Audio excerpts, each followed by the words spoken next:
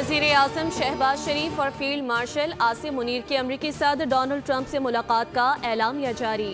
Oval office میں وزیر اعظم اور صدر ٹرمپ کی ملاقات 1 گھنٹہ 20 منٹ جاری رہی۔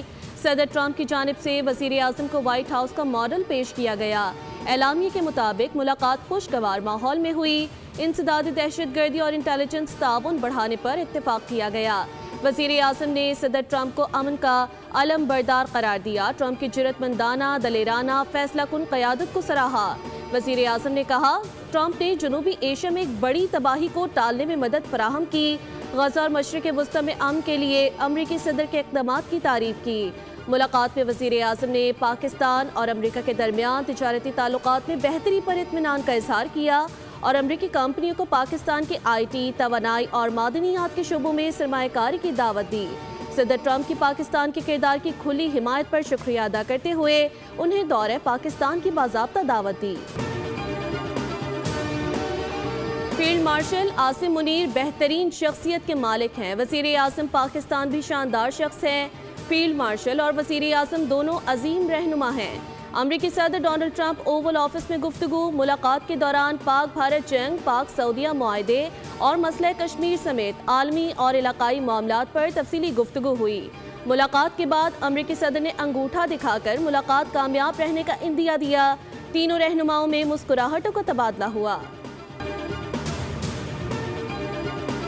تاریخی ملاقات کے بعد وزیر اعظم شہباز شریف اور فیلڈ مارشل عاصم منیر وفد کے ہمراہ واشنگٹن سے نیو یارک پہنچ گئے۔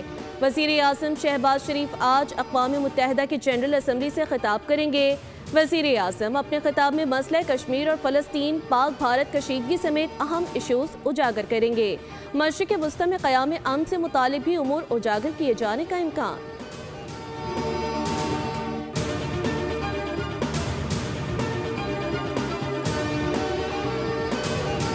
اسرائیل کے خلاف پوری دنیا سراپا احتجاج ہے۔ فلسطین کا نام آتے ہی آنکھیں نم ہو جاتی ہیں۔ گورنر سندھ کامران خان ٹسوری کی فلسطینی طالب علموں کے ہمراہ پریس کانفرنس، کہا ہر پاکستانی غزہ کے ساتھ شانہ بشانہ کھڑا ہے۔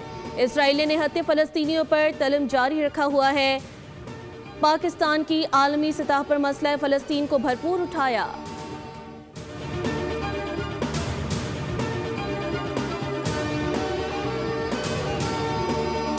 جامعہ کراچی نے LLB کے طالب علم طارق محمود قاضی، ولد قاضی محمد اکرم کا نتیجہ اور ڈگری منسوخ کر دی۔ یونیورسٹی اعلامیہ کے مطابق طالب علم کو غیر منصفانہ ذرائع استعمال کرنے پر 3 سال کے لیے کسی بھی یونیورسٹی یا کالج میں داخلہ اور امتحانات دینے سے بھی روک دیا گیا۔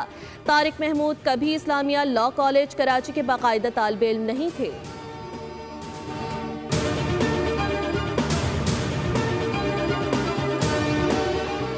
اور ریکارڈ پر ریکارڈ، پاکستان اسٹاک مارکیٹ میں تاریخ ساز دن، انڈیکس پہلی بار 1,62,000 کی سطح عبور کر گیا۔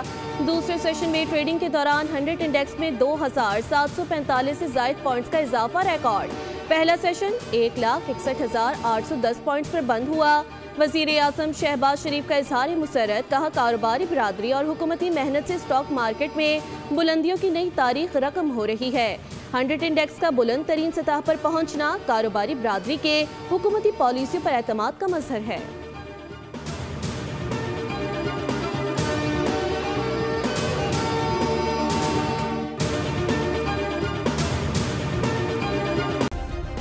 سبسکرائب کریں اور بیل دبائیں تاکہ کوئی خبر رہ نہ جائے۔